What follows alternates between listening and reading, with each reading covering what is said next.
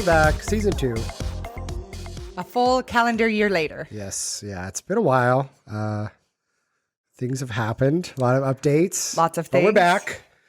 So, Lex is going to fill you in on some deets. So, I would say 2 years ago when this podcast came to fruition, I didn't know that I would have to continually make content for the show. Didn't know I would continually have to get my heart broken and share it with all of you guys. I'm happy to do it. However, in the moment when things are a little raw, it's very hard to want to make fun of yourself and that shitty situation that you're in. Yeah. But breakups are relatable. It is a little challenging listening back to the first season when it is quite literally my whole fairy tale to the horrible climax of not having this podcast anymore. So basically, the Pete Davidson that we've been talking about turned out to be kind of a douchebag. So...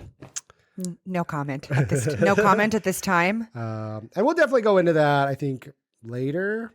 Possibly, maybe not. Later. Who knows? But as of right now, basically, break up. And I'm a savage bitch, so I'm just like, maybe that's why. Maybe that's why it's been a full calendar year, because I know that you, and shout out to my girl Jessie, who actually wanted to be a stand-in for me for the episode, so you guys could just have the roast of the past relationship. Yeah. But, it's okay.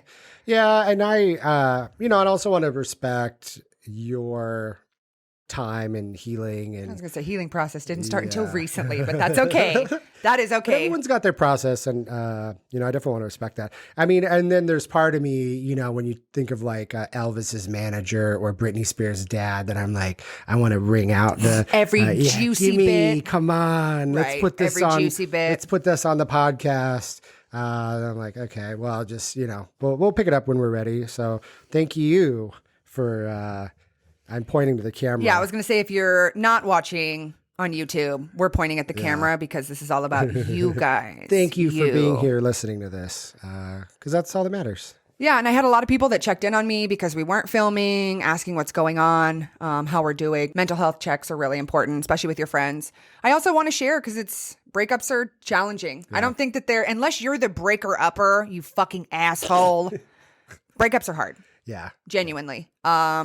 I think it's really challenging. I mean, there were times I was literally sitting on the floor at my new job crying, and my manager, Bestie, had her foot against the door, and she just was like, get it out, because once we open this door, you got to cool, calm, and collected. And I really want to thank those people, whether they were coworkers, best friends, family, everyone just kind of supporting me and just giving me time to be upset, because I think that's the most challenging thing with a breakup, is being upset and like knowing that you're going to be upset, and everyone's like, you should be doing the things like, right. I'm like, do what fucking thing? I'm like, I can barely get off my couch. Yeah. I'd say when you're checking in on your friends, you don't necessarily need to ask like the hard, finite questions. Right.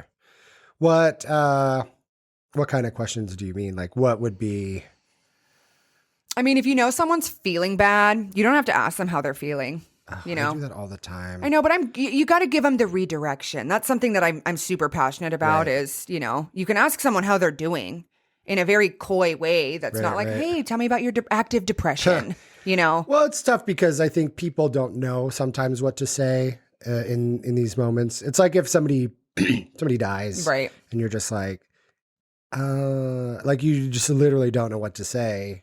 Even with their mom dying, it's like you still kind of know what to do and what to say, but it's still in that moment, it can be really tough. We know the emotional procedure of how you would handle that. But I think something that's super important too was I learned with the gentleman I was dating when we lost, our mom, was have friendships where you don't have to talk about the thing. Right. I had a coworker who had puffy eyes, looked like she'd been crying. I mean, with girls, you can tell when a girl's been crying.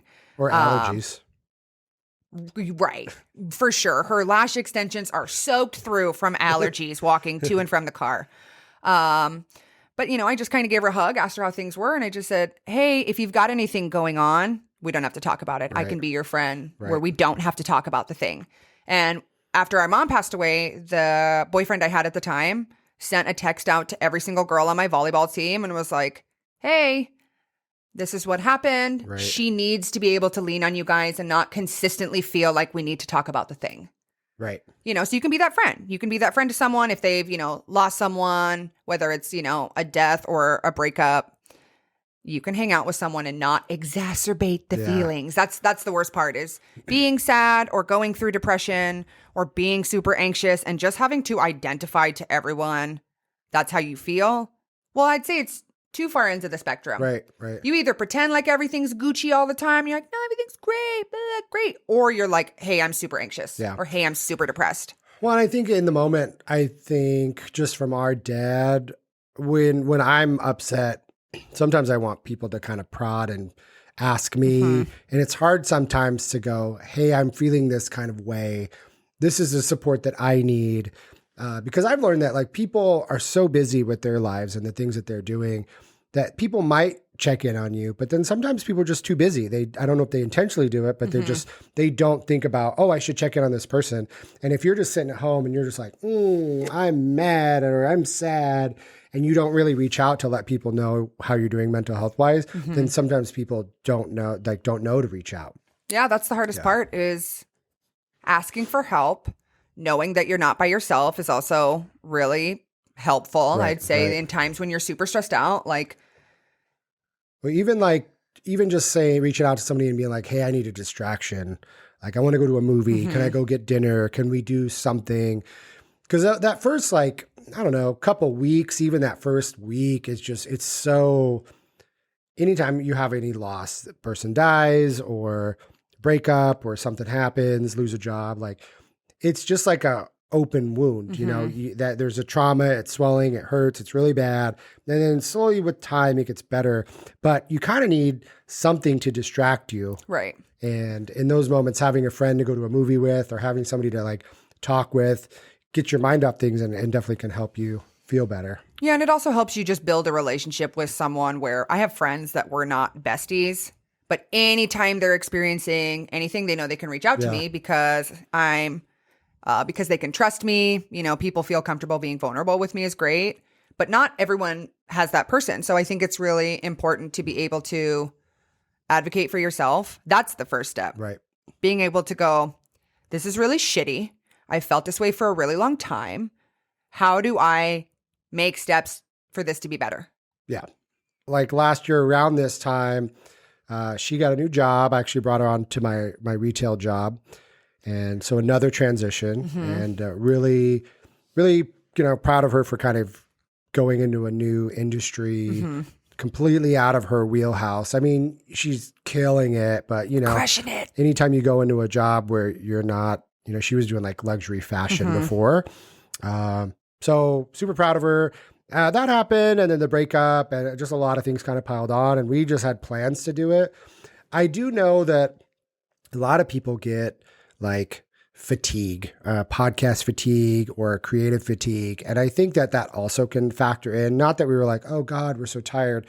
But I think we had started like in April and we just hit every week until like, I think like it was September. Halloween. No, it was missed. Halloween was one of the last times We that we missed one and then we ended up missing another. And then I ended up having a trip and then we kind of missed. And we actually have a couple episodes done from back then that we didn't put out because it was super messy. And then we kept having plans to pick everything up and it just kind of turned into a long time.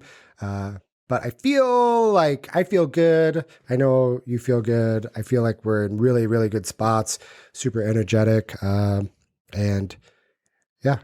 Yeah, it's just nice to be in a different spot. On the 15th, I just celebrated a year, which was really cool. That's cool. Went by very, very fast. A lot of imposter syndrome coming from luxury fashion into a totally different wheelhouse. Yes, it's retail. Yes, there are customers. Yes, I can schmooze. That's not the problem. But identifying that imposter syndrome was really important. Yeah. And a very intricate switch in my brain when that happened at work. Once I just kind of realized that, because I'm not going to lie, I can't speak for every luxury fashion industry, business, corporation. It was miserable. Yeah. Yeah. When you're in it and you're drinking the Kool-Aid, it's great. Right? Yeah. It's like a sorority. It's like high school.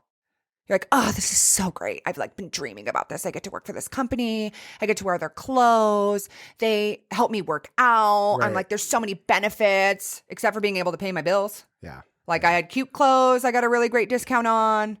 Like literally couldn't pay my bills. It's just sad that like people are working jobs making the bare minimum. Literally the bare minimum. And the minimum wage now, I mean, we talk about like $15 an hour or whatever, and everyone's like, oh, it's $15 an hour. But the cost of a hamburger has gone up. The cost of gas is $4. Literally. I mean, I was in Austin and the gas down there, it was like $2, bitch. It was crazy. That's insane. Well, people were telling me it's because they have refineries there. So they actually like make the gas or whatever there. I don't know. And then also because it's so big, people have to drive really far to get places. Okay, that makes sense. The gas industry is fucking stupid. I don't know. They don't have like charts and thing where they're like, okay, like they literally can make the gas as expensive as we can actually afford to pay. You know what I mean? So like, it's the whole gas thing is fucking weird, but it was cool being in Texas and seeing the gas being super, super Yeah, cheap. because I mean, we're in Portland, Oregon, and which actually you can just pump your own gas You can pump now. your gas now. Hey, everybody that doesn't live in Oregon. Oregon employs people to pump your gas, take the money, make sure everything's Gucci at the pump. Yeah. It was kind of nice, but then sometimes when it's like late or it's like super busy, you have to wait for somebody to come out. Sometimes they don't come out and you're like, okay, I guess I'll go somewhere else. So now you can actually pump your own gas. Yeah, but like the very first time, because we lived in Oklahoma, I was like 14 years old pumping gas. Don't know if there's like a legal age on I that. don't think so. I remember our mom would sit in the car and I would get out and pump the gas. Yeah. So when we made the switch in Oregon, I was like, fuck yeah, baby. I already got training on this until I went to a place and I love Fred Meyer's gas. Shout out Fred Meyer's. Yeah. And the very first time I had to pump my own gas, I most definitely messed up on my discount code and I gave myself 40 cents in gas instead of $40. Yeah. Okay. I have a bone to pick about goddamn self-checkout. I know we're in the same, arena with pumping your own gas. I get that. Get out, pump your own gas, whatever. I am so fucking sick of all the self-checkout stands. Really? I love that. I like it sometimes because the person is like, what you getting? I'm like, I don't know, a bunch of junk food. Like, people are having a slumber party. No, Are you it's just talking me. about when it's going through? I hate all self-checkout. I hate the fact that Why? I have to do it myself. I love that. And back in the day, you used to go to the store and there would be like 10 people ringing out groceries. There would be like no wait. There was tons of people. Then slowly they've shrunk all the things out. So now there's like 2 and they always have a ton of people in line. So you're forced to go to self-checkout. That's true. Here's my thing. If I'm ringing out my groceries myself, I should be getting paid for that. You should figure out how much it 10%. costs. Figure out how much it costs for a cashier to check out for an hour, right? They're getting $15 an hour. I'm checking out. That takes me 2 minutes. I want whatever that person would be getting paid. I want that discount. If it's 2 cents, give it to me. Because I'm doing my own shit. I'm doing the work. Mathematicians, can you please do the math for Yeah. us, please? Like, that's so stupid. Should be getting You're paid. crazy. You are fucking crazy. And I remember why people like this podcast now because we are so fucking different. Well, sometimes you go buy shit, like if you want to buy condoms or tampons or whatever. It don't matter. And you It can doesn't just go to matter. self-checkout, but like, Okay, it's here's the just so thing. frustrating. If you have to go through a cashier, find a girl. If you have to buy tampons, I always just find a girl and I'm like, hey girl, ring these up. And she's like, super flow. I mean, yes. there's really not much that I need to talk about to these people. This is why I don't want to use the cashier. I Right. don't want to use the checker outer because I'm weird. I know there are people like me. I'm fucking weird. And I think about every single thing that's been on that conveyor belt when I put my stuff up there.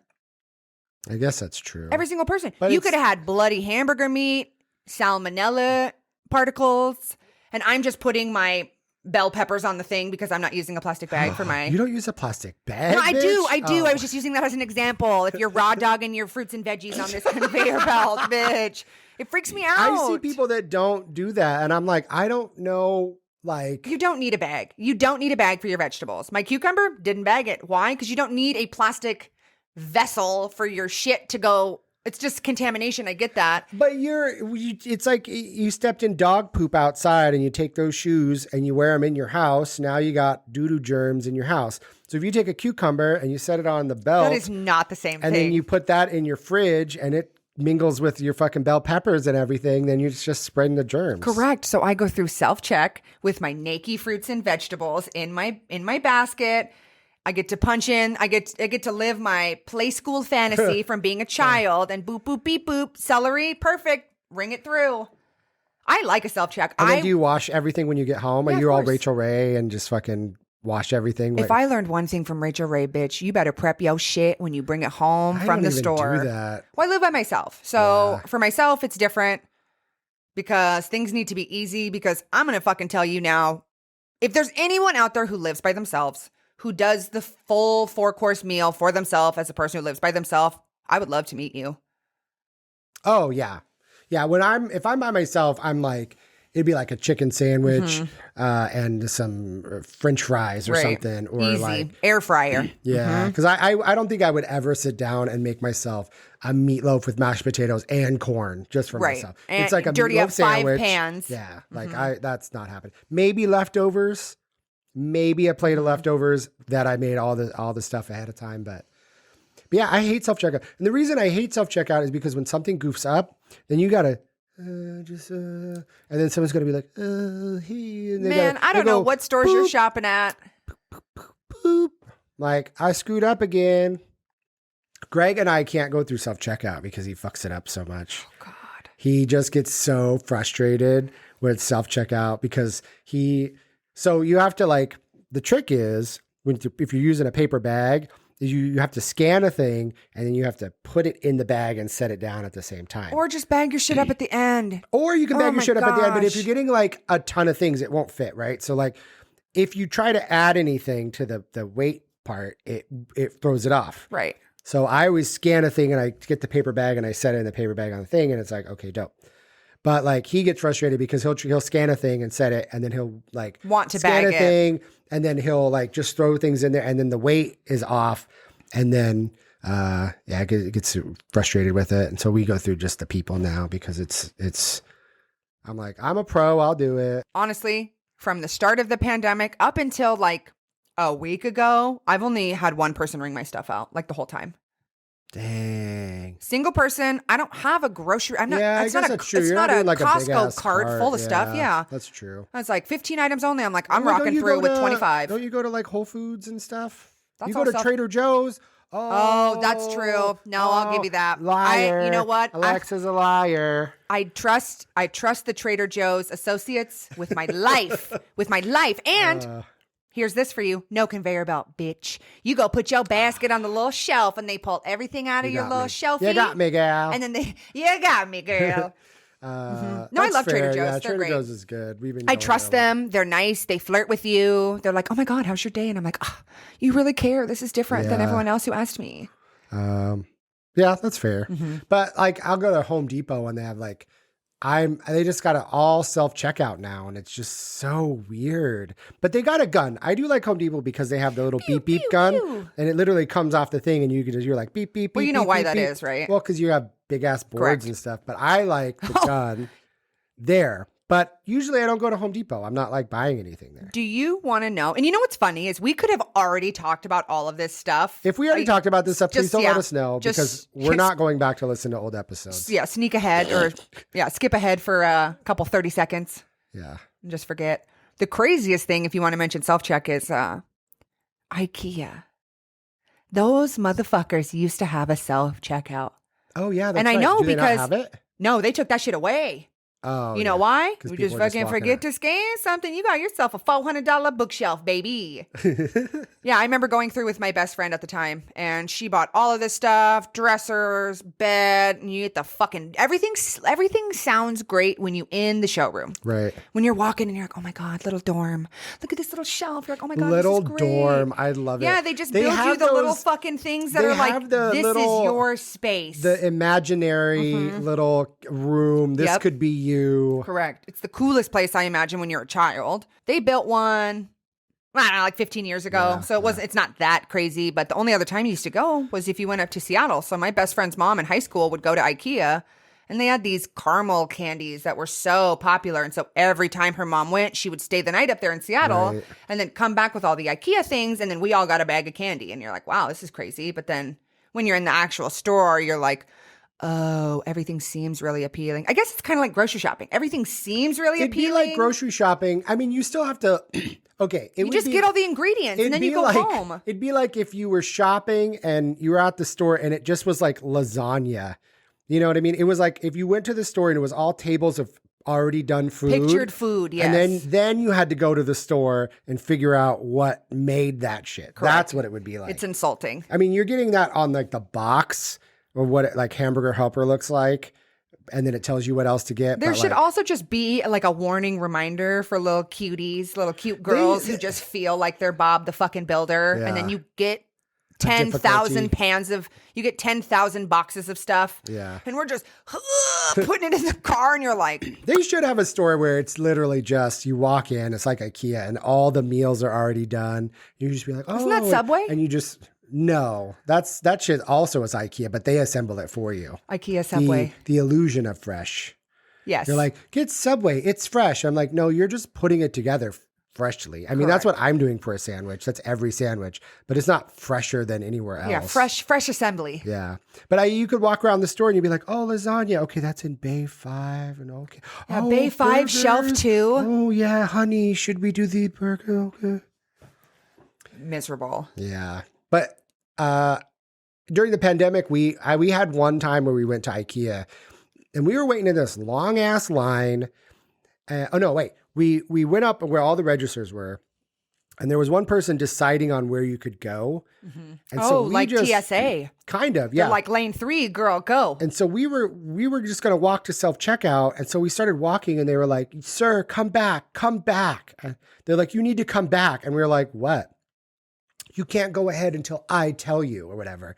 And we were like, bitch, we're halfway over here and there's an empty register. So basically we turned around, walked back, and they were like, okay, you can go. And I was like, you have got to be kidding me. Control freak. Fucking That's the best part of their day. That is the best part of their day, yeah, getting and to we did the traffic guard. self-checkout, but then like self-checkout didn't work. And they always got to have the person come over and like, they got to be like, boop, boop, boop, boop, boop. It's like so annoying. Self-checkout, they're my hero. In and out, baby. In and out. And I always thank them when I leave. I'm like, thank you. And I thank them because I want them to know I'm an all-star. And they didn't have to come fix nothing. I rung through all my shit. Yeah, you just want a gold star. Correct. Yes, I do. Praise kink. Yes. You want to cosplay as a store checkout person for 15 seconds. I'm sorry. If you were a child and you didn't have a play, like if you'd ever played like a fake kitchen. Yeah, if you never played register where you're like, okay, bringing in the carrots, boop, put it in the fake plastic bag. Yeah. I mean, I don't know. Well, then who would know I would grow up to do retail? Where like literally I bring shit up. Everybody grows up to do retail. Mm-hmm. Well, I just stopped and picked up some prescriptions on the way over to your house, so that was it.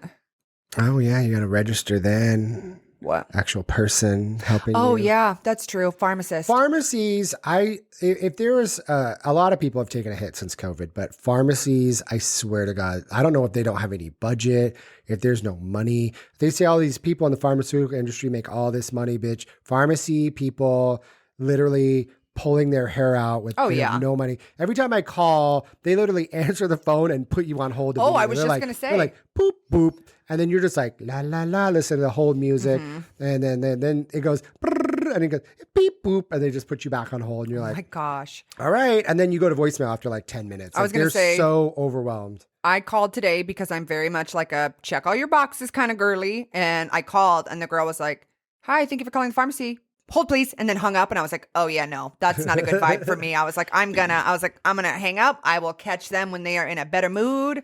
Because I had questions on pricing and just little things, and like they're just so. I swear, like all of them are short staffed. I feel bad. I mean, I've had like every doctor of mine leave. Every single doctor. That's crazy. I had one doctor leave. I think it was before the pandemic. My rheumatologist, but every single doctor that I've had has left. It is wild. Like they come in, like the doctors will come in and they'll come in with somebody else. And I'm like, oh, fuck. So my psychiatrist left and I got a new one. And then he ended up leaving the clinic and I followed him to the new place. He's been really good. But like my rheumatologist changed, my regular doctor changed twice. It switched. And then I got another lady for the summer for 2 months and she was great. And then she left. So now I got a new one. You had and it's just like, substitute doctor. And it sucks because you have to like explain stuff all over again. You're basically a new patient, even though you're in the same clinic. But I have so many things with my ankylosing spondylitis and my infusions and all these things. And you have a lot of tea to catch him up on. Should just make a keynote, basically. Be like, hi, welcome. I'm a handful. Yeah, right. With all of your doctor's notes. Yeah. But I mean, I went to pick up my prescriptions like 4 or 5 days ago and they were like, yeah, we have 8 ready for you. I'm like, Jesus Christ. You should tell everyone how much your infusion costs. My infusions cost $10,000. Now, for those of every 7 you, weeks. so for those of you who don't know, we kind of make light of it. Ryan has had arthritis since he was a kid. Yeah. He now goes in where he is basically getting a bag of chemo pumped into his body. That bag, what, like this big? No. What food would you compare it to for those who are not watching? Size of a hot dog? Hot dog pack? Maybe like a mac and cheese, like a Kraft dinner box. Kraft dinner box, excellent. $10,000. But also, they mix it with other stuff. That's beside the point. Who's paying $10,000 for that? It's insane. Like I'm getting a car from like 1990. Like a roll down the window car from 1990 in my body. $10,000? What are you talking about? That's a nice soup. Are you crazy? Yeah, like a 1980 car in my body every 7 weeks. Well, that was like, so our mom would get chemo. Yeah. And if I'm not mistaken, she said it was $100,000 bag. And it was like, for those of you who aren't looking, it would be like the size of like the big squeezy Gatorade bottles, right? Yeah. Bigger than a hoagie. Right. And she said it was like the craziest color, like yellow or orange. She said it looked toxic. Right. $100,000.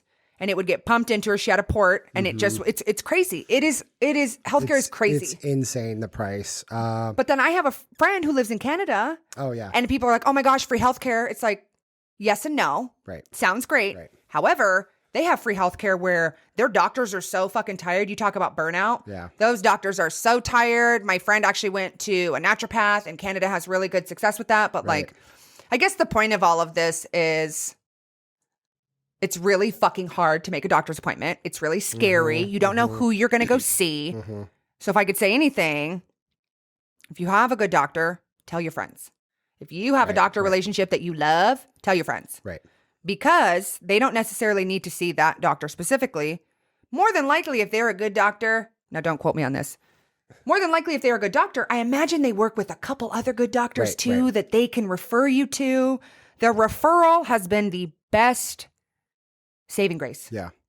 Well, because she was having a lot of issues over the summer and, mental health, but also like anxiety and things like that. Crippling anxiety all the time. And I've been on a nice journey for many years. I'd say 5 years or so, 6 years of just anxiety, depression, ADHD. Specifically the mental health sorts of things. And I helped my twin brother go through all of this and helped him get on some ADHD meds and everything. And I was like, I'm good. I'm smart. I'm the good twin. Right. He helped our other brother before he had sought mental health stuff. And then I think it was like a year or so later where he was getting better and I saw improvements in him.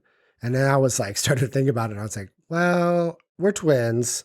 And I feel like the things he was saying, but I masked it a little bit more. I think with mental health, people are like, I'm a man don't cry. Pull him up by your bootstraps. And it's your brain and, it's tissue. It's a thing. It needs, and our brains are so overwhelmed by shit anyway. Right. So many stimuli. Like we're not supposed to get on a computer and have WebEx meetings. Like back in the day, you'd wake up and you'd be like, me kill fish, and you go kill fish. You don't even talk because we didn't even talk back then. I'm going to tend to the crops and make sure I have food. You'd see like 4 people in like a year. And so now you're like, our bodies are it's just so overwhelming. And we're adapting to it, obviously, but it's a lot. And so, yeah, so I actually had gone in to see the place my brother went to, and they were like, it was like June. And they're like, okay, well, we can get you in September. And I was like, what the fuck? Yep. And It's it so basically was like, disheartening. I saw the doctor and they're like, you're good, but we have to have you get like your vitals. And that doctor is booked out till September. And I'm like, just to do blood pressure and like some vitals and shit. I think that was their way of kind of filtering out the people that weren't serious. Oh, the vetting. Right. Yes. Mm-hmm. But then I went to my regular doctor and I was just like, can I talk to you about this? Like, can you help me? And she's my regular general practitioner. And she was amazing. And she was like, well, we actually have this person in our office and they have an appointment right now. So if you want to go talk to them, like, and I was like, well, okay. And then I talked to him for like an hour. We set up a plan, medication. And then that's been amazing. It's been like life-changing. Mm-hmm. Had I not vocalized that or actually not kind of stood up for myself and been like, hey, what do I do? Doctor person. Yeah, I might not even be in this situation. And now I've been able to kind of take my knowledge and share it with my sister. God bless. Because, and also I've like, there's things with like getting a CPAP. So I've Right, gotten for a sleep CPAP, help. right? Yep. Sleep apnea. I was on a trip with my friends in Puerto Vallarta, and my friends have a restaurant down there. So we all went and got to hang out and everything. Super fun. So we were all sharing a bed in their little apartment.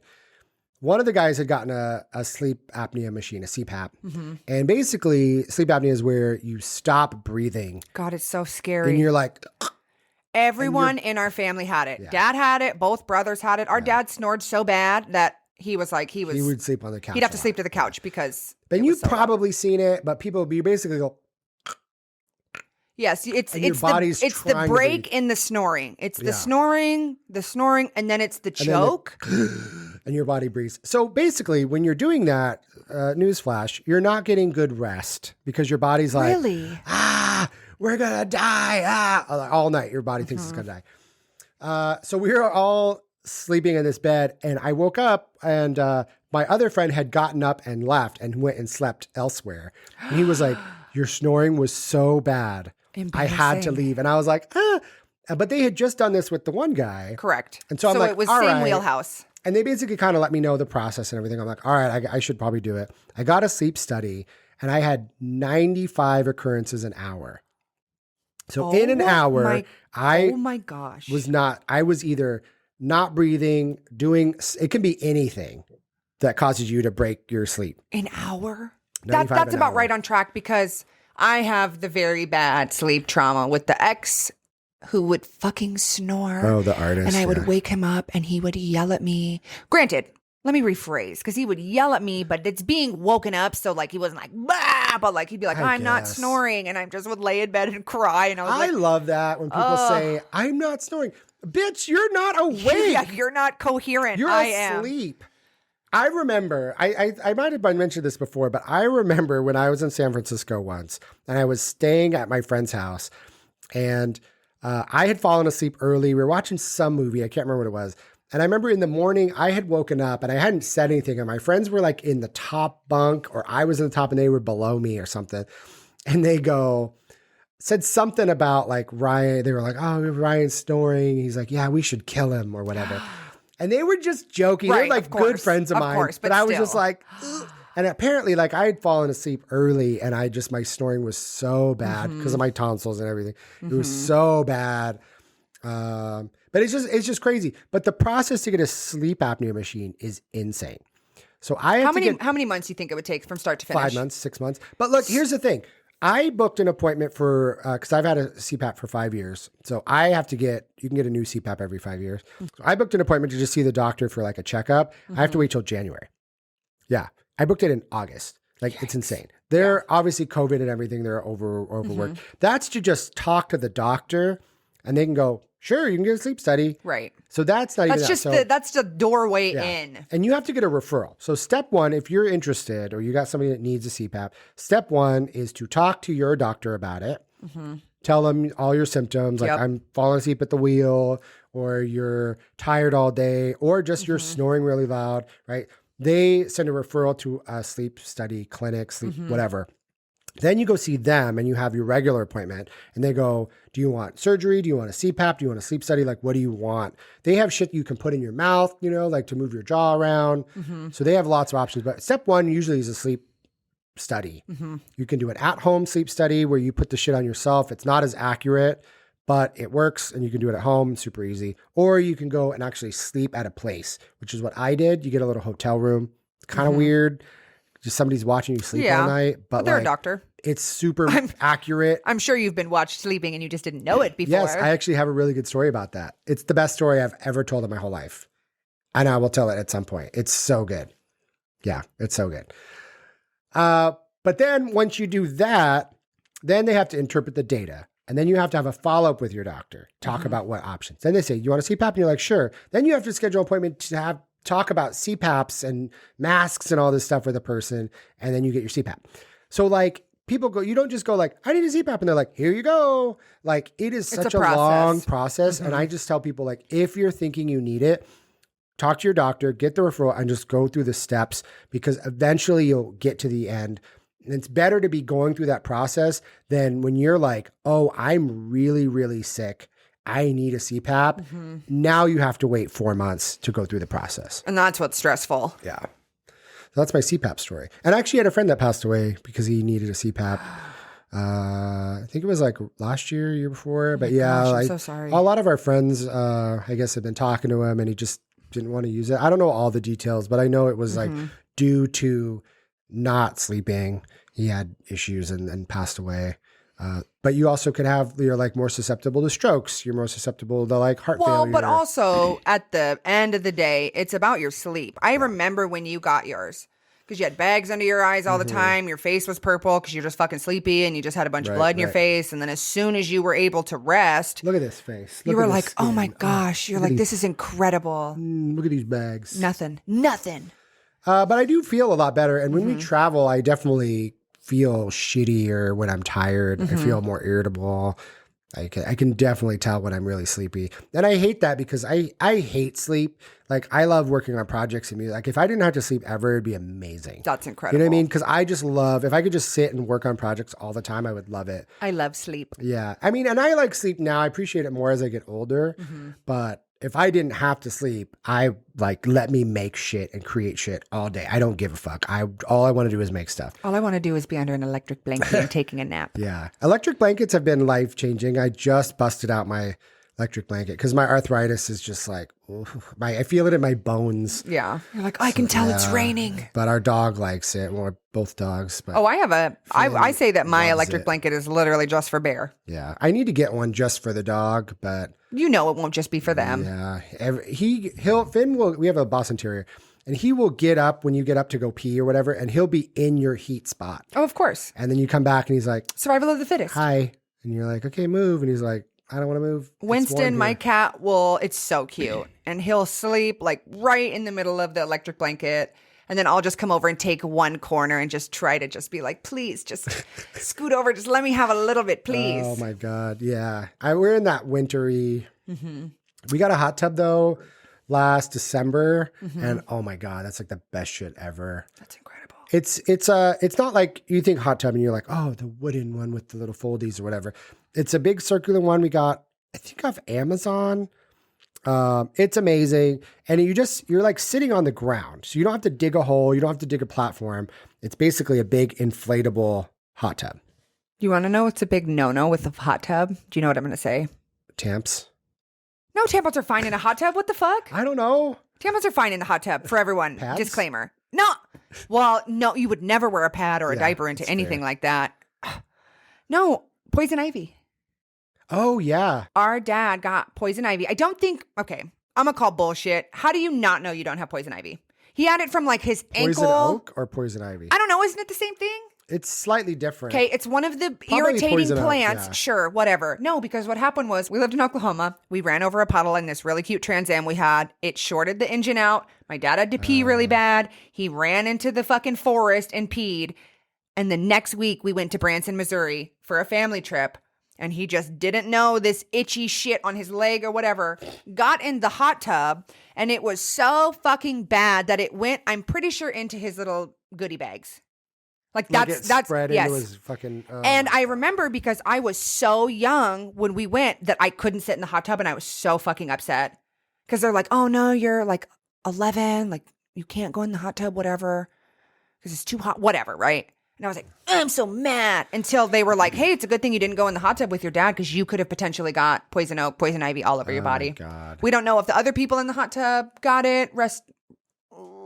Yeah. No idea. Yeah. I mean, well, because it's basically oils that get on your skin, Mm-hmm. and that oil has to get broken down, so it takes a Ugh, while. yikes. It's super itchy. Mm-hmm.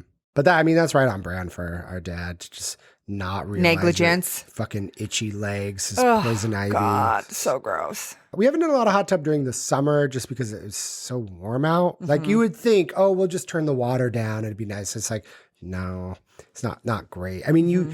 you want a pool where you can like swim around. So we just got it kind of running good this last couple weeks, and it's just really nice to go sit in warm water with all my arthritis stuff. Like it's so lovely. And I used to go to the gym a lot, and I do the hot tub there, but that's a big process. And then you got to like, well, I'm here, I should probably work out, which I should do anyway, but it's just nice to have a little hot tub moment. Oh, yeah. Just nice and relaxing. Our private I've backyard. considered going to, well, it's a long journey, right? Talked with a therapist, and they were like, "Hey, do you want to be able to, like, can you work out? Can you go on a walk? Can you do all these things?" And I'm like, I can barely get up Yeah. to like brush my teeth. Yeah. Barely. I don't want to shower. I don't want to do anything. Like, I'm just like, you're just kind of like bathed in this robe of depression. And it's really fucking challenging to have people just tell you what they think you should be doing, like you haven't already tried it. The biggest thing for me was just admitting that I needed help in the first place. Right. That's the hardest thing. Earlier you talked about masking, and like, girls, to my girl audience out there, my high functioning fucking girls who can't ever rest, who feel like they're only as good as their fucking work ethic. Right. Girl, you masking. Let me tell you now, I always kind of wondered, like, why I got to play this character when I go to work. I go to work and I'm like, outgoing. You know, maybe it's from the years of bartending. Like, couldn't tell you. Always have to go to work, always be on. I always have, for the most part, you know, me as I discovered with my medical professionals, Right. me getting ready and getting dolled up and putting my face on to go to work is literally me putting my mask on so I can go to work and make it through the day. That's fair. So when I had my first psychiatrist appointment, which, let me tell you, took a very long time to get to that point. My first journey with therapy, I'd say since my mom passed away, and I tried to do the therapy thing a while ago, super in my head. It was just a horrible experience. I had a coworker at work recommend our employee assistance program. We had it at my last job I worked at, but no one ever really plugged it. Right. With where we're at now, like, I got a set amount of free sessions with, you know, a therapist. And it was really nice just to be able to have something weekly where I could talk and cry and get tools to process my emotions without having to pay anything. Yeah. You know, you think, oh my gosh. Well, it always sounds like you're signing up for something and they're going to get you with something on the back end. It's also nice to have somebody to talk to that's not a friend or a family member. That's the most important thing is your friends and family are that. They're your friends and family. They're not your therapist. They're not your counselor. Right. They're a little biased because they Correct. want what's best for you. So it's nice to be able to separate yourself from that and go, hey, this situation happened. And sometimes they clock you. They're like, oh, well, what if it was supposed to go that way? Or like, what if you didn't have that happen? Right, and I'm right. like, bitch, I'm here for you to be my motherfucking friend. I'm not here for you to make me feel like I'm the problem. And sometimes, well, largely, I am the problem. It's crazy. Well, you are very stubborn, and you want the input that you want, and if it's not fit that puzzle piece of what you want, you're just like, no. You're So like, this doesn't help irritating. me in the moment or whatever. You will literally just shut it down. That's called being a Virgo, but that's okay. But yeah, sometimes people need to challenge you. Mm-hmm. It gets you out of your comfort zone. Mm-hmm. And it's nice to have somebody that's not, doesn't know you, doesn't know your family. Mm-hmm. So I got her on with my psychiatrist. Yeah. So what happened was, I mean, my advice to you, anyone out there listening who's like having a hard time, feeling the same reoccurring feelings all the time, not feeling like you have anyone to talk to, not feeling like a burden, not wanting to bother your friends and family with just being like, I'm really fucking sad and I don't know how to deal with this. Utilize your free resources. I'm going to tell you right now, being on a medication, talking to a therapist, talking to a psychiatrist, not that I would. I'll tell anybody. I'm confident. I don't feel ashamed about any of it. I think that 25 years ago, it was embarrassing. Like, oh my God, therapy, that's crazy. Right. Now you need to have your therapist endorse you on a dating app. Yeah, it's like when you're playing a video game and you have like your little knapsack with all your shit, and you basically are like, "Oh, show me what's in your knapsack," and you're like, "Chapstick." Right. There's no tools. Right. Nothing. Where are your tools? Like Nothing. these are the things that you go and when you start a video game and you go to all the places to get all of your equipment before you go out. That's what therapy and a psychologist, all that stuff is designed to help. And people go like, "Oh, big pharma," or "Oh, don't take this," and "Oh, don't take that."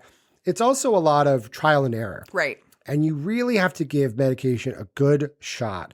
With my arthritis stuff, my infusions are every 7 weeks. It used to be every 8. Then we dumped it down to every 7 weeks. I had the option also to go to like every 6 weeks. Because what was happening, I was getting my fusion, and then that last week, my knees would get really painful. Yep. I could feel the medication wearing off. So you're almost having to dig yourself out of a hole just to be able to feel better. And then the new medication takes a while to kick in. And so you basically talk to your doctor, but they're not going to switch you right away. So I'm basically every 14 weeks, maybe they'll make a change. Then they have to make that change and go through insurance. So it might be 21 weeks before I actually get a change. And then I have to wait another 7 or 14 weeks to see if that works. With like, crazy. depression meds or anxiety meds, a couple weeks, 2 or 3 weeks before you can actually feel something. But you really have to kind of give it a good shot. And I learned that like some anxiety meds make you really tired. You get erectile dysfunction. Absolutely. You can feel really sick. But a lot of that stuff will kind of wear off over time. So I was, the first anxiety I took was like, I felt like I had COVID. I was so sleepy. All I wanted to do was like just play video games and just lie around. I had no energy for anything. I actually played The Last of Us 1 and 2. You're welcome. So amazing. Alexa bought me the second one. Probably one of the best video games ever. But I didn't have any anxiety at all. I have really bad claustrophobia at certain times. And I had no anxiety at all. I was like, you could literally put a ton of blankets on me. You could put me in a closet. you get really claustrophobic. Yeah, I can't have my legs under the covers. If I'm in an elevator, like when we do like the Eiffel Tower or something, like I like heights and tight spaces. Not what I thought you were saying with Eiffel Tower. Yeah. Only because have you seen the sorry, tangent. Have you seen the social media videos of the girls who hold up their phones with the Eiffel Tower on it to DJs? So the girls are in the audience and they hold up these signs that are like Eiffel Tower. And, for those of you who don't know, right. Don't ask. Don't fucking ask. Grandma, grandpa, don't Google this. Yeah. Ask your parents. Yeah, please. Don't just Google what we talk about. You need to vet what we are talking about before you Google it. Yeah. But that always made me crack up because and then you see it from the DJ's perspective and they just fucking start laughing because it's just, one, it's awkward, but like 2, it's really fucking funny. Yeah. Like whoever thought of that. Yeah. So I was taking this medication. I didn't have any anxiety at all. It was amazing, but I felt like I just wanted to sleep all day and really bad erectile dysfunction. Just a lot of stuff that like, you're like, okay, well that works, but those 2 things are not great. So then you have to switch and you have to try something else, give that a shot, try something else. So like I've been going to doctors my whole life. So I know kind of how the game works. Right. You can't just try a thing for like 3 days and be like, it doesn't work. Right. Like you really have to give it a good shot. Yeah. Your body has to stabilize a little bit. And you work with your doctor and your doctor will just change it for you. If you give it a good shot, if you're like, hey, I took this for 3 weeks, it doesn't work, let's try something else. Or if you're having really bad side effects, they'll change it. But people think that it's like you go in and there's like a blueprint and they're like, okay, this happened. Let's do this. Okay, bye. It works. Like the human body is like disgusting. We are these meat sacks with bones and nerves and it's just disgusting, but somehow it works. And like the amount of advancements we've come in like 2,000 years, 3,000 years, 10,000 years is like insane. Like we have cars and AI and all this crazy shit, you know? So our bodies are insane, but like you have to give it the right tools to be able to like. I talked with a counselor weekly for probably three months. Yeah. And it was helpful. I'm not going to lie. It was honestly towards the end, not very helpful. Having to continually like feel like I'm pulling things out of myself to have to talk about like this breakup, which is really challenging. And like these new feelings I have, and I have to have my therapist, like, it just wasn't, it's to the point where it wasn't helpful in a positive way. To where I feel like I'm just basically like, I had this breakup wound, and then every week now I'm cutting it back open again. And it's like when you get a burn and they scrub it. Yeah, you rub salt in it. Like now I understand what you mean by putting salt in the wound. Because every time I had to talk to this therapist, it was kind of like I felt like I should have been further than where I was. Right. Every time we talk, it's almost like I felt like she's just like, she's got, she's at home doing the WebEx, and she's got her kid in the other room that's looking at her like, damn, this bitch is talking about this fucking boyfriend again. Yeah. When is she ever gonna learn? And it was like, I just had the same feelings all the time. Yeah. And it was very cyclical. It was very challenging.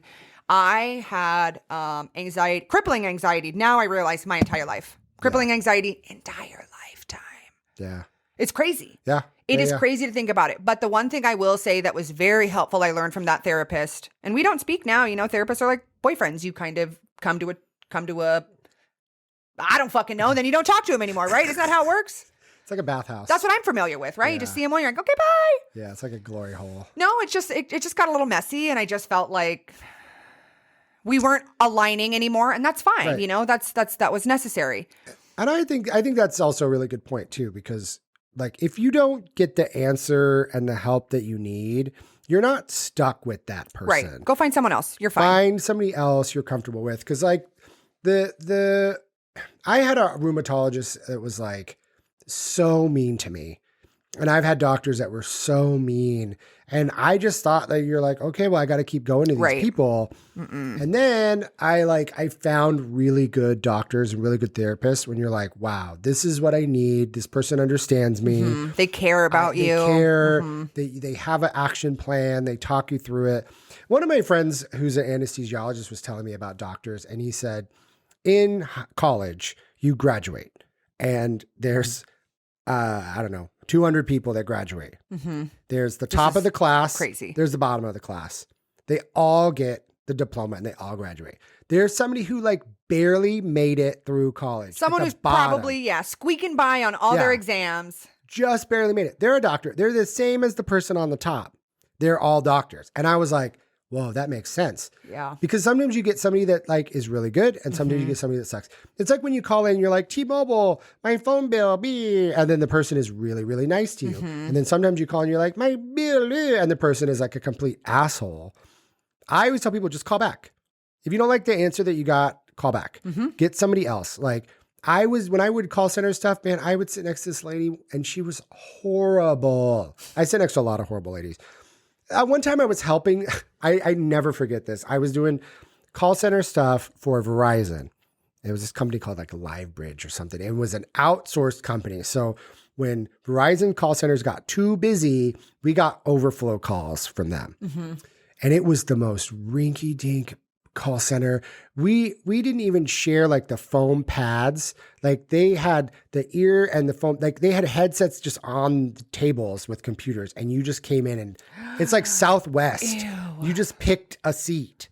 It was the most disgusting like call center I've ever worked at. So I'm helping this lady out and I leaned over and she was working with a customer and she goes, do you want to talk to him? And she just like motioned her headset over to me and just like, do you want to talk to him? And I'm like, that's your customer that you're working with. I'm going to put your headset on.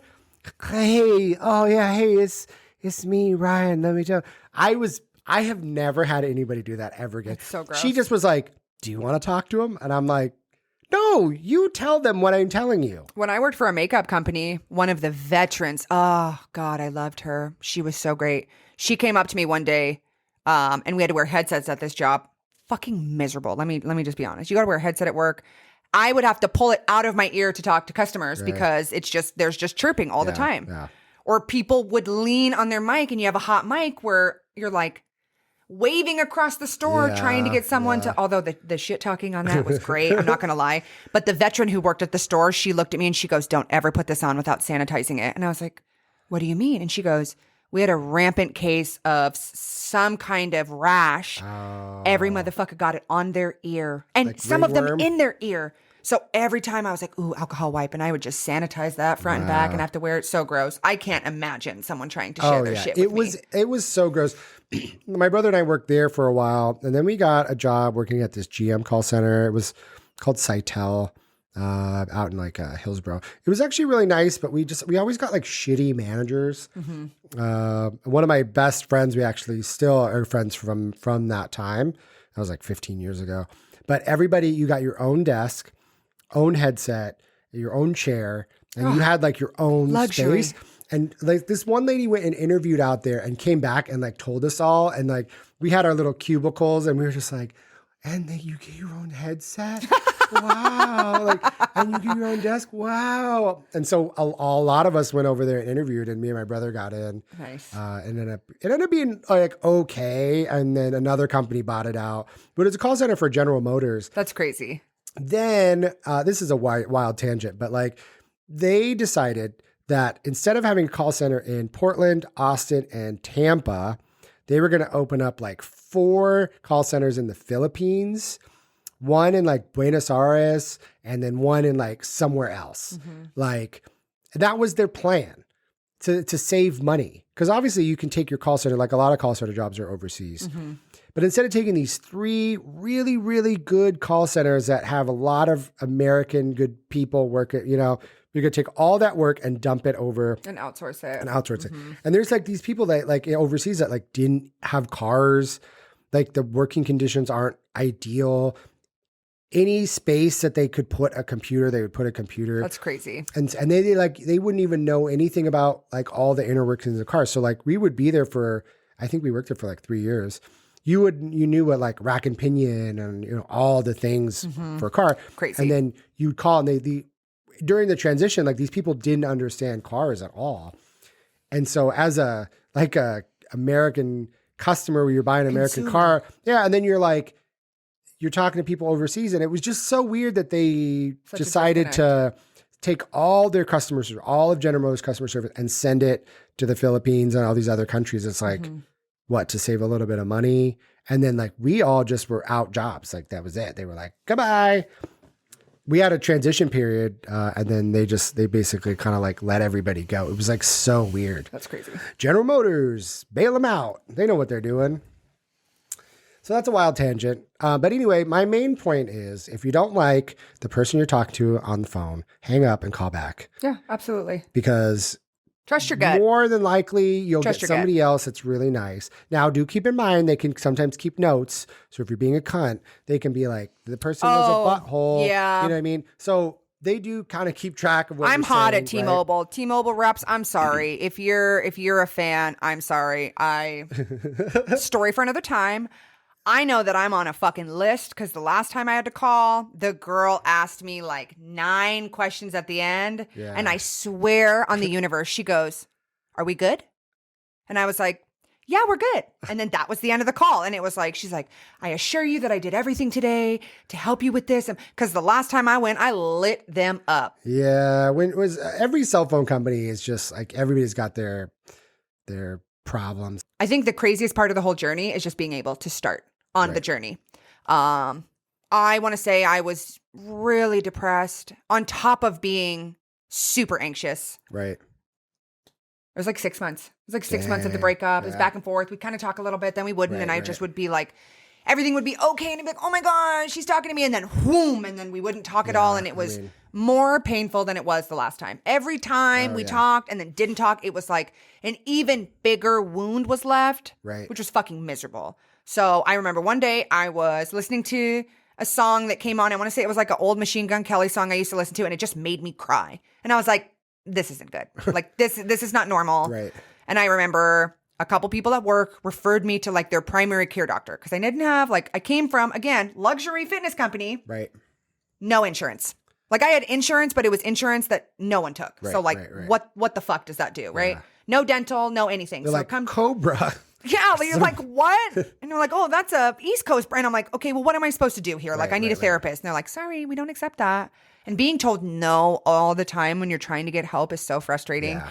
And I remember being at work and I finally got the fucking phone call back from the doctor. And I looked at my manager and I was like, I have to take this call. And I ran to the back of the store and sat down in an area where no one could see me. And I took this phone call. And this lady's like, hey, thank you so much. What are your symptoms? And I'm like, crippling anxiety, depression, like fucking all the things, right? And then the lady goes, awesome. So as soon as we can schedule you is going to be over 90 days in November. Because I want to say this was in August. This was beginning of August. Yeah. My birthday's at the end of August. It was like beginning of August that I finally got the call back. And they were like, hey, end of November, which is still in a couple months, still in a couple, weeks from now. Yeah.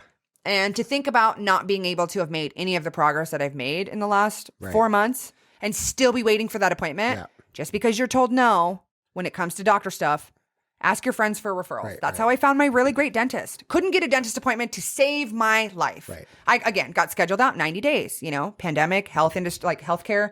It's challenging, but I didn't let that first no get in my head, and I called you, and I just was crying. That basically was like, well, let me hit up my guy. Mm-hmm. And so I just sent him an email. And I was like, hey, and I wanted to be a little reserved because I'm seeing this person. I have a really great relationship. I have a plan.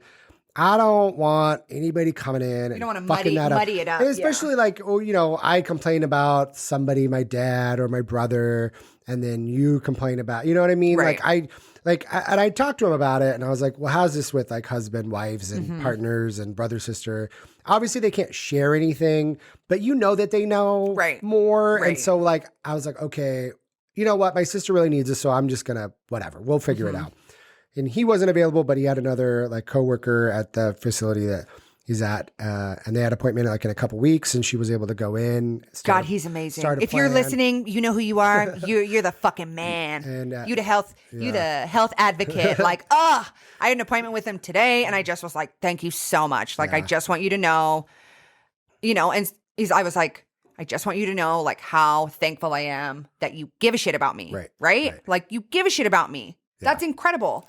And I think that when it comes to you, for those of you who are listening, the time's going to pass by anyways. Right. The time's literally going to pass by anyways. So you can either, for myself, it would be just like people listening to this podcast now. When I was with my old roommate and we were at the laundromat and I just was listening to My Favorite Murder and they were both talking about their therapist and they were like, yeah, she said this thing and it got me thinking. And then she recommended this podcast. And I was like, wait a minute.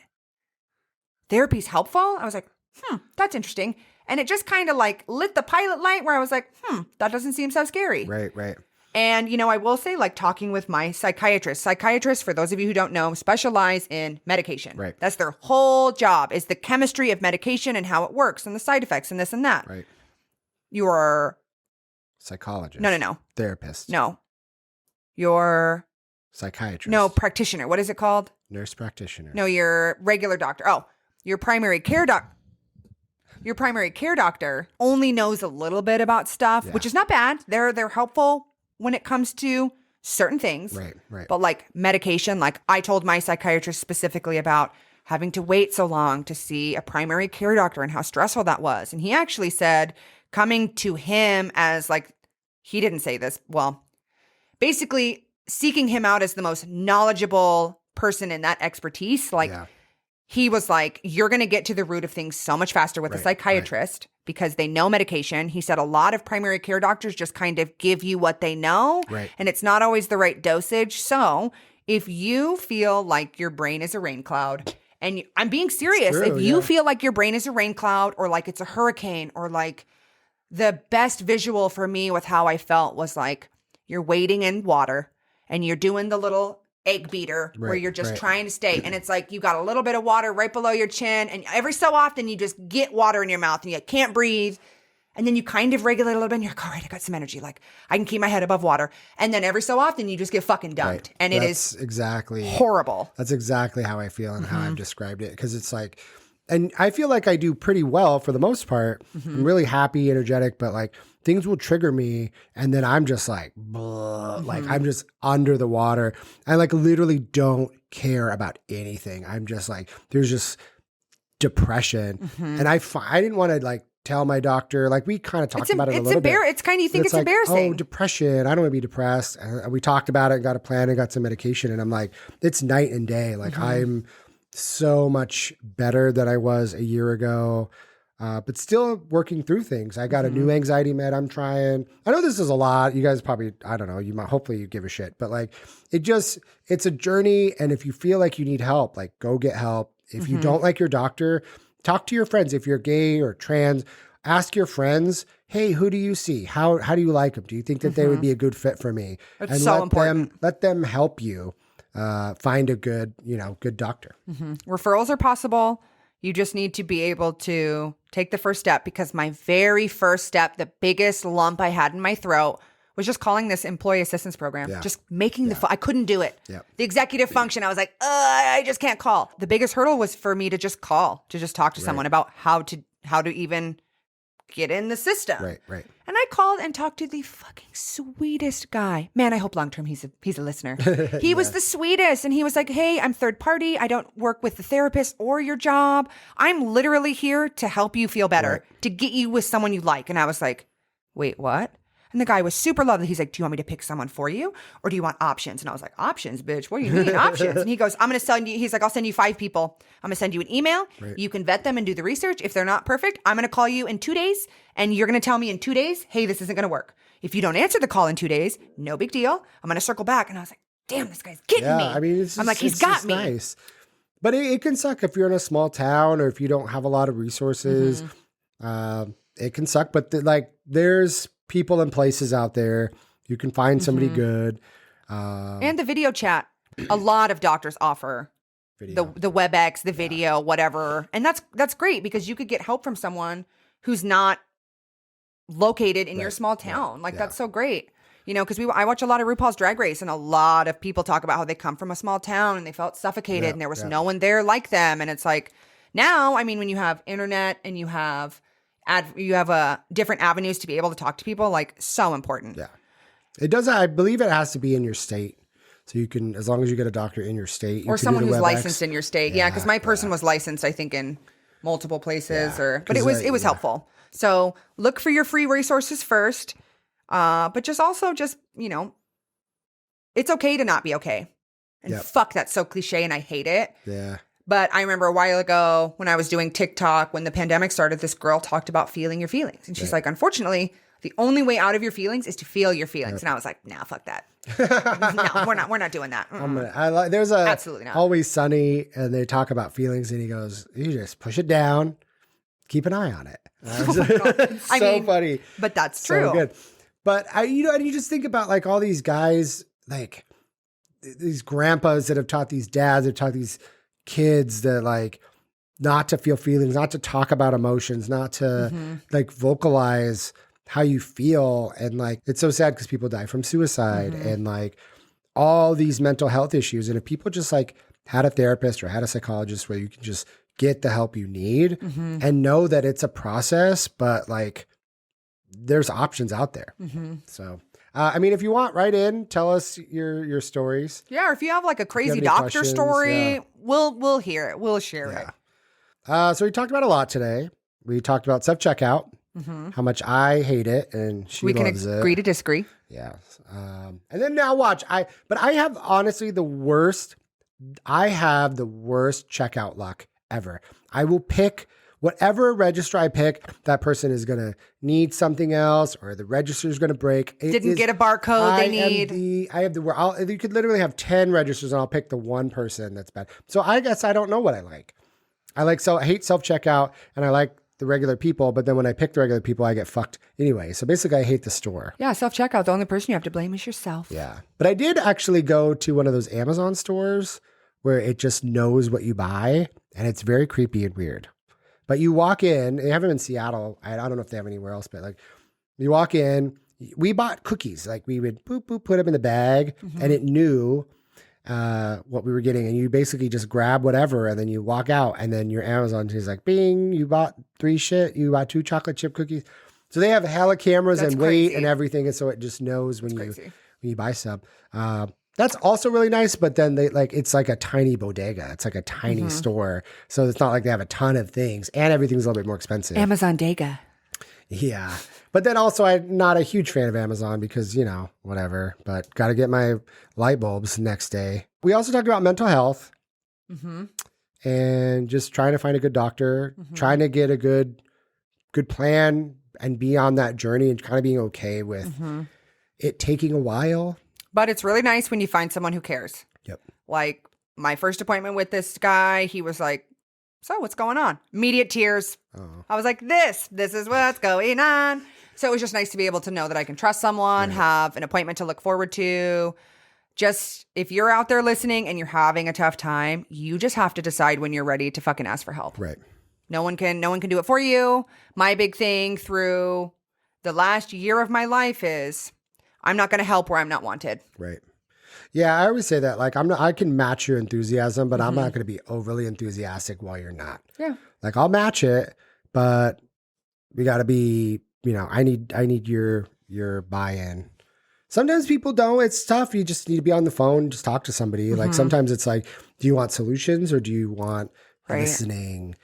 Which it's I important. think is great. It's super like, important. sometimes I'll talk to Greg and I'm like, I don't want any solutions. I just want you to listen to me. That's really helpful. Bitch, but I don't want you to try to solve anything because there's really no solving. I just want to be sad for like 10 minutes and have you cuddle me. And that's all. But yeah, mental health, super important. Go get your shit looked at. Make the appointment. If you're walking around with your leg all backwards, it is all broken. They're like, what's wrong with your leg? You're like, it'll be fine. No, it's not. You need to get that shit. Snap back, get a cast. Yeah. Mental health, you can't good. see it, right? Yeah. It's not like you have a little arm in a sling. Like you're just dealing with so much stuff up there that you try to rationalize it. So, and there's a lot with like parent trauma and growing up. oh, yeah. When I talked with our dad about my medication, he freaked out and was like, oh, but you got to be careful. And it's like, but that's the stigma that we're dealing with. Right. My therapist told me, what if medication is like glasses for your brain? Ooh. And I was like, wait, what? Because I'm like, I don't want to take a pill. I don't want to be a zombie. Because I should have been on medication when I was in middle school. Yeah, I talked with my mom. I remember having a conversation with her. And I just was like, I feel crazy all the time. Right. And that's what it was. It's the anxiety. And my mom was like, no, you don't want to be on a pill. I don't want you to be a zombie. Rightfully so back in the day, maybe, early maybe. 2000s, maybe. But all I can say now is now that I have medication and I have the fucking good glasses on where I'm like, okay, all the noise has been quieted. Because that's the big thing that I wanted to really drive home with you guys is my anxiety was crippling where I could taste it in the back of my throat all the fucking time. It was so bad. I was constantly living in fight or flight. Alarm bells all the time. Just like, Wow. And it's nice because, and there's so much self-soothing you can do, right? You can only be like, hey, I'm not being hunted for sport. Right. Like I'm in my house under an electric blanket with snacks right now. I should be okay. Right. And the medication I'm on right now, per my psychiatrist, moves the electrons and the neurons forward in your brain. That's literally all it does. So it helps me not get stuck in cycles. And, I'm sure there's obviously a ton more that go into that medication, but try and fail. Like it's important. It's okay to fail. It's okay to have a breakup. It's okay to fail. It's okay to get a divorce. 1 year later, baby. Yeah, but like I always tell people, I go, nothing makes sense in the moment. It always makes sense a year later. You're going through like, why did this happen to me? Why am I going through this? And then then you meet somebody great. And then you're like, fuck, well, if that wouldn't have happened, then I wouldn't have had that. Right. But in the moment, you're just like, it doesn't make sense. But I always say it makes sense a year later. So sometimes you have to you ask the universe for a thing and it takes a while to give you that thing. It can't just give it to you right away. It's not Amazon. Yeah, right? Takes a while. So, all right, guys. All right. Well, I promise it won't be another 365 days. You'll hear from us sooner. Yeah, see you next year. Hey, all right, bye, guys. See you next week. Oh, do you have to clap? Oh, yes. Ooh. That was a good one.